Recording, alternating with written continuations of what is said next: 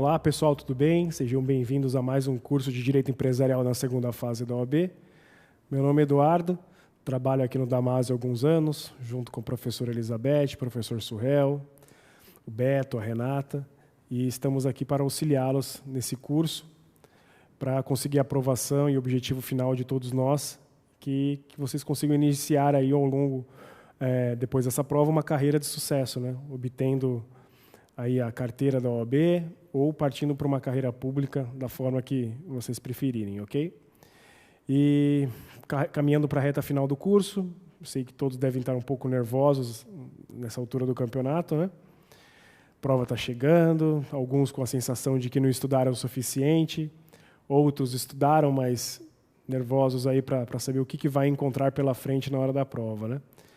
Mas se você estudar agora, se empenhar, exercitar, treinar bastante, com certeza vai ter uma segurança maior para redigir a sua peça, suas questões. Vai cair algo muito parecido com o que você já fez ao longo desse curso. Então vamos agora dar sequência aqui na correção do gabarito, do exercício número 9 do sistema de vocês, partindo para a lousa aqui com a leitura do enunciado. Então vamos lá. Bois Robustos Limitada propôs execução de título extrajudicial em face de Frigorífico Santa Carne S.A. e de seus devedores solitários Walt Disney Amorim e Walter Ricardo Azevedo, em razão de notas promissórias emitidas e não adimplidas pelo frigorífico e avalizadas por Walt Disney e Walter no valor de R$ 980 mil.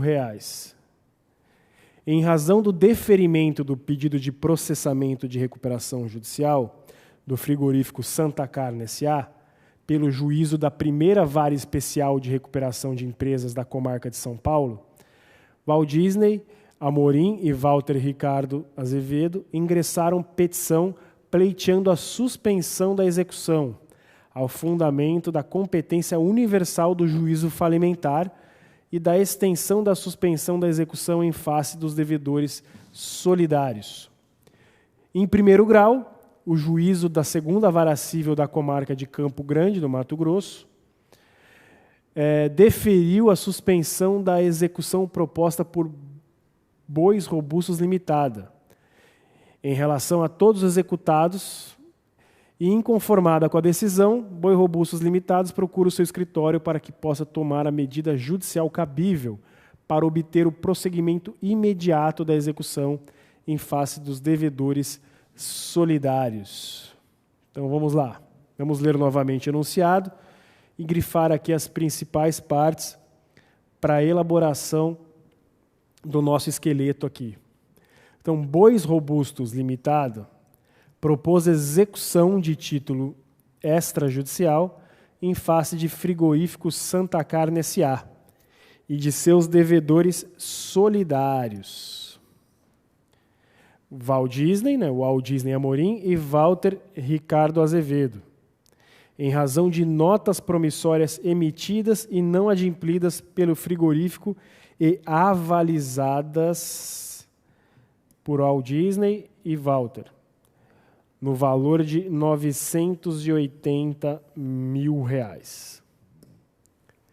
Em razão do deferimento do pedido de processamento de recuperação judicial do frigorífico Santa Carne S.A., pelo juízo da primeira vara especial de recuperação de empresas da comarca de São Paulo, Walt Disney Amorim e Walter Ricardo ingressaram petição pleiteando a suspensão da execução, ao fundamento da competência universal do juízo falimentar e da extensão da suspensão da execução em face dos devedores solidários. Em primeiro grau, o juízo da segunda vara cível da comarca de Campo Grande, do Mato Grosso do Sul, deferiu a suspensão da execução proposta por Bois Robustos Limitada, em relação a todos os executados. Inconformada com a decisão, Bois Robustos Limitada procura aqui o seu escritório para que possa tomar a medida judicial cabível para que obter o prosseguimento imediato da execução em face dos devedores solidários. Então, aqui no problema nós temos duas situações. Primeiro, Bois Robustos Limitados, aqui o seu cliente, ele é credor da frigorífico, de uma empresa de frigorífico, e de dois avalistas aqui, o Walt Disney e o Walter, no importe de R$980 mil. E esse frigorífico ele pediu uma recuperação judicial, que está correndo aqui pela primeira vara de recuperações judiciais e falências aqui de São Paulo.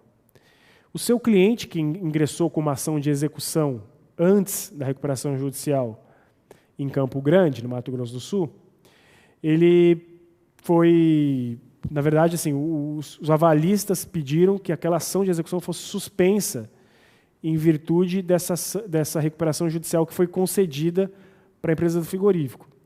Ocorre que na recuperação judicial, quando ela é concedida, por 6 meses as execuções ficam suspensas em face da empresa recuperanda e não de seus avalistas, ok? Então essa decisão aqui, essa decisão interlocutória que foi proferida na comarca de Campo Grande, suspendendo a execução em face de todos, da empresa recuperanda e dos avalistas, é o que seu cliente está pretendendo impugnar. Então, essa decisão ele quer rebater. Então, por conta disso, já sabemos que não é uma petição inicial, porque já existe um processo em andamento na segunda vara civil de Campo Grande, o qual já teve uma decisão interlocutória, ou seja, não foi julgado nenhum tipo de mérito da ação, ele apenas atendeu um pedido ali de suspensão da execução, em face da empresa dos réus, né, da empresa frigorífica ali que está em recuperação judicial e dos avalistas, e o seu cliente Bois Robustos quer prosseguir ali com a execução e executar os avalistas, que é o de direito. Ok? Então, a peça cabível aqui é um agravo de instrumento, com pedido de efeito suspensivo. Ou seja, você vai agravar aquela decisão interlocutória e pedir para suspender aquela decisão ali de suspensão do processo, para que ele seja executado ali os outros avalistas. Ok? Então, vamos aqui para o esqueleto da nossa peça. O endereçamento. Bom, já que é um agravo de instrumento, o juízo de admissibilidade é feito pelo tribunal competente do Estado. Como é o Estado do Mato Grosso do Sul, é o tribunal de lá que vai julgar esse agravo de instrumento. Então, vamos lá. Sempre de forma completa e sem abreviar o endereçamento. Então, excelentíssimo senhor doutor, presidente do Egrégio Tribunal de Justiça do Estado do Mato Grosso do Sul. Quais são as partes? Quem é o agravante? O agravante aqui é o cliente que te procura para tomar a medida judicial cabível. É o Bois Robustos Limitada, e por ser uma limitada, ela é representada pelo seu administrador. Se fosse uma SA, ela seria representada pelo seu diretor. Ok? Então, o Bois Robustos Limitado está agravando daquela decisão para prosseguir com a execução em face dos outros réus. E quem aqui é o agravado? Bom, o agravado são os avalistas aqui. Walt Disney Amorim e Walter Ricardo Azevedo.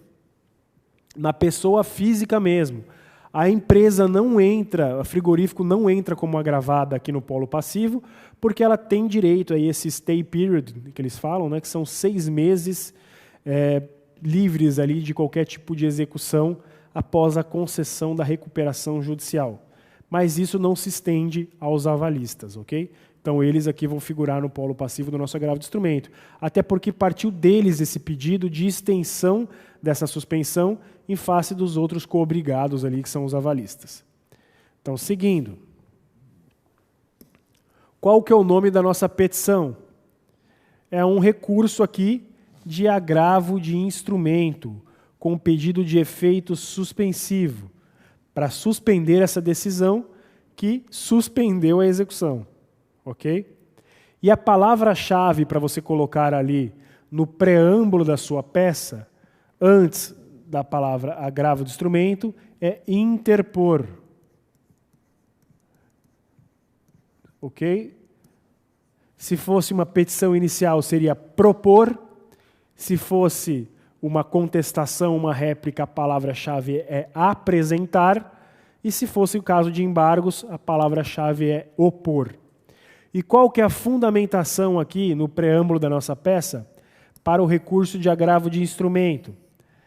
A fundamentação é com base no artigo 1015, inciso 1 do CPC. Isso que deve figurar ali no preâmbulo da sua peça. E aí partimos para o breve relato dos fatos. Então você vai contar ali no mérito recursal do seu agravo de instrumento, vai contar a história com as suas palavras, sem inventar nenhum tipo de informação, seguindo uma ordem cronológica. Ok? Então, aí você cumpre essa parte dos fatos.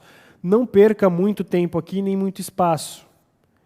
Se você não copiar o problema de forma completa e não inventar nenhuma informação, você já teve pontos aqui. Ok? Só contar com suas palavras a historinha. E a parte principal aqui é o mérito recursal. O que vamos falar? Que os credores do devedor em recuperação judicial conservam seus direitos e privilégios contra os devedores solidários, nos termos do parágrafo 1º do artigo 49 da Lei 11.101 de 2005, que é a Lei de Falências.